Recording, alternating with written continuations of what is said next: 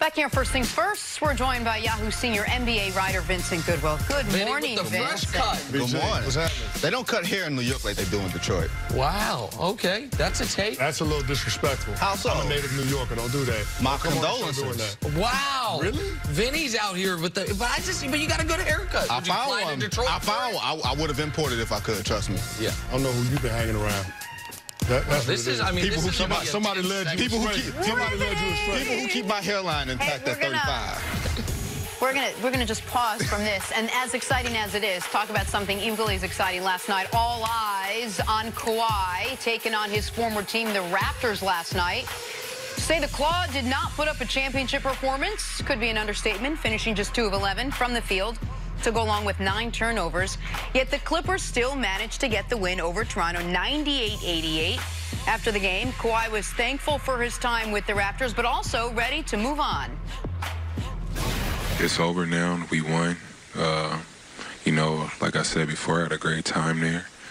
But, you know, it's the next chapter now. I can't live in the past and, you know, just be so excited that I still won. I'm with a different team, a different unit.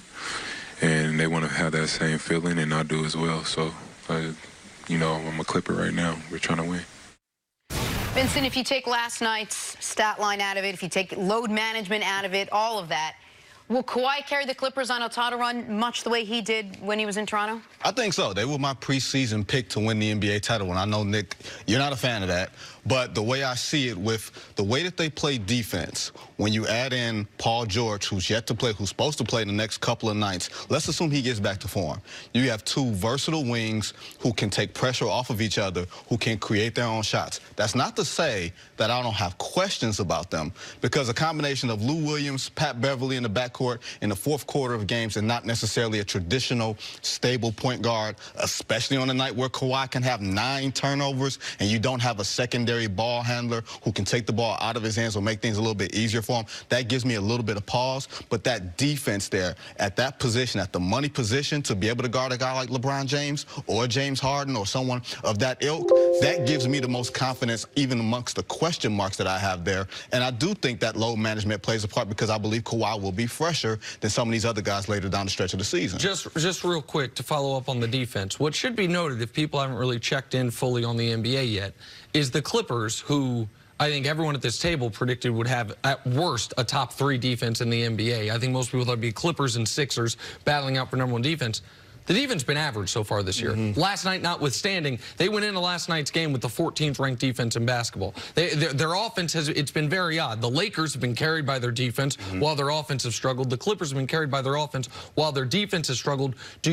My only concern for the Clippers defensively is that what we have seen, and by the way, we saw this with Kawhi his last healthy year in San Antonio, was when you have to do the lion's share of the work on the offensive end, your defense suffers. This is something that's always been unfair about what people say about Harden, except for when he was just not even caring on defense, was you have such a workload on one end of the court. LeBron this year, by the way, has a lighter workload on offense because of Anthony Davis, and color me shocked, his defense has been exceptional, the best in years. Or do you have any concern that the Clippers defense is going to be more hype than reality by the time we get to the end of the year? No, because you're bringing in the guy that I voted in on my ballot as Defensive Player of the Year last year, and Paul George. And I think when you look at a guy like Kawhi Leonard, to me, it's almost like a shutdown corner. You take away their best player, so then it's 4-on-4, and if your other 4 defenders aren't as good, then the defensive numbers aren't going to look as good. It's on Kawhi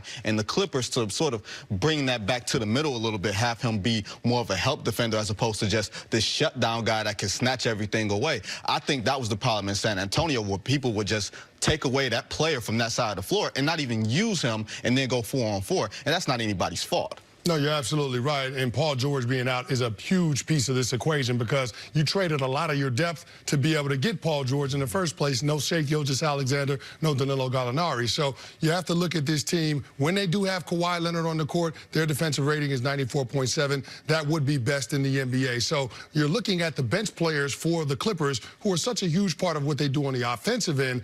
Those guys continuing to have that same intensity on the defensive side of the court. I do believe that that's something that gets worked out once they figure out what their identity on the offensive side of the court is going to be. A lot of times with teams, when they're struggling offensively, it affects what they do on the other side of the court. So I don't have any concerns in terms of the Clippers figuring that part of it out. But the one thing that Kawhi Leonard said in that soundbite that I held on to was the fact that he said it's a different team, it's a different unit.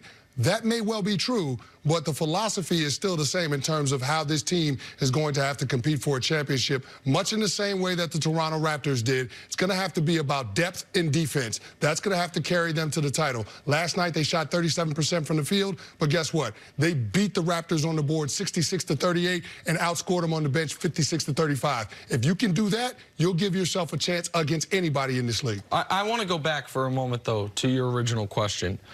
Because I think there's a flaw in it to a degree, which is, can he carry the Clippers to a title like he did the Raptors? Kawhi was sensational in the postseason last year, the best player in the playoffs. No one can deny that.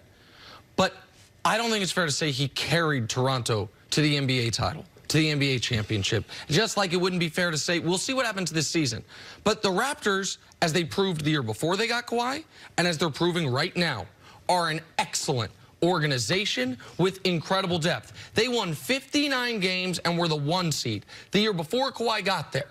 Now, they got knocked out by the best player in the world, but that's no shame in that. This year, despite a litany of injuries, despite guys being dinged up early in the season, they are 7-3 and simply ran out of gas last night. They're playing on a back-to-back. The Clippers obviously not. Like, most of these championship-level teams or teams that are even in the category for it, yeah, they have a star player, but all of them in recent history, except for LeBron teams, they are good enough organizationally that when the star leaves, they're okay.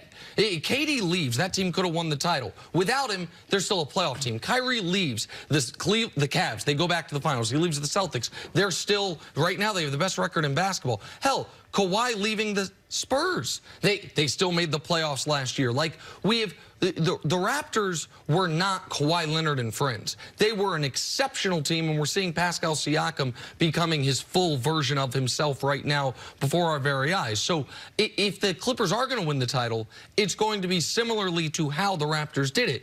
Kawhi might be the leading actor, but that is an all-star cast around him, along with the great head coach like they had in Toronto. Well, I would take umbrage with you saying with the exception of LeBron, because a year after LeBron left Miami, those Miami Heat were a game away from making the Eastern Conference Finals. No, the year he left Miami, they missed the playoffs. The year after. So 2 years. So 2 years yes, after. Yes, the full year after the Chris Bosh injury and everything else. So they were a good organization. Now to say that Kawhi can't carry them, carry to me means in the last 5 minutes, we know where the ball is going, we know who's getting the ball. It's just a matter of, are you going to stop us and can we stop you? And I think that is Kawhi's strength. Now, Kawhi, we didn't pick Toronto to win the NBA Finals last year. No. No.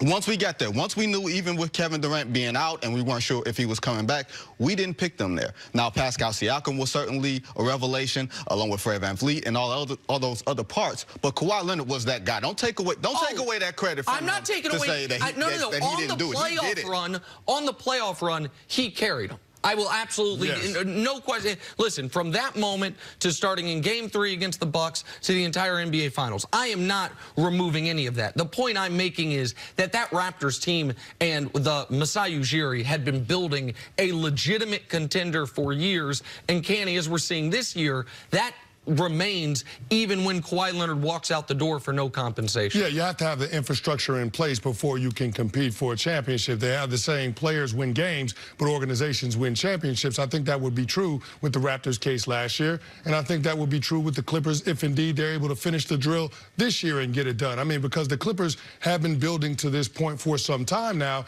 It just so happens that the timing matched up. They had the assets, and Kawhi Leonard had the interest where they were able to make this deal happen. But, I mean, anything short of a championship for the Clippers, and it's a disappointing season. So I don't think the Clippers could be an organization that has championship aspirations realistically without Kawhi Leonard. So when you say Kawhi Leonard has to carry them to the championship, I would tend to agree with that statement just because they're not winning one without it. And just very, very briefly, credit to Kawhi last night, despite the really rough night, 1 assist away from his first career triple-double, which I assume at some point he'll get this season, and kept his double-digit. That is some nice shade there, Nick. What are you talking about? That is some nice shade. Nick, that's a kidney punch. One assist away. He's going to get a kidney punch. Okay, I mean, he's going to get a triple-double at some point this year, and credit to him for that. And he kept his double-digit point streak alive at 75 games now, which I think's 862 short of the See how everything comes back to LeBron? What? He finds a new and creative way to shade Kawhi Leonard. Who has that Vinny, we'll see a little bit later. Oh, LeBron, I didn't even realize. I thought your guy Jordan had it. I was confused. A little Monday Night Football coming up next. Back after this. Don't you bring Zeke. Listen, man, I'm trying to give the man credit. It's backhanded. All